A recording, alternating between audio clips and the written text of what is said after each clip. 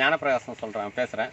நான் இந்த உர தொழிற்சாலையாக நிலத்தை மாற்றணும் அப்படின்னு நான் சொல்லியிருக்கேன் உங்கள்கிட்ட. ஏன்னா ஒரு நிலம் தன்னைத்தானே காலங்காலத்துக்கு வளப்படுத்திகிட்டே இருந்தால் தான் மிகச்சிறந்த முறையில் ஒரு நிலம் வளம் குறையாத நிலமாக இருக்கும், காலங்காலத்துக்கு விளைஞ்சு கொட்டிகிட்டே இருக்கும். அதாவது நிலம் தன்னைத்தானே வளப்படுத்திக்கணும்.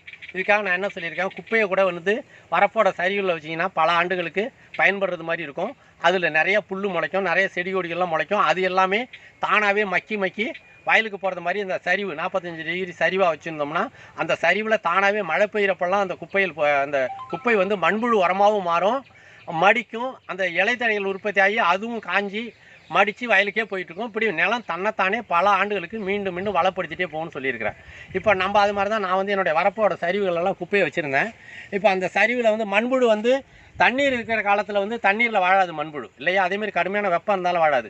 அதனால் வரப்போ சரிவாக போட்டு அதில் குப்பையை வச்சுருந்தோம்னா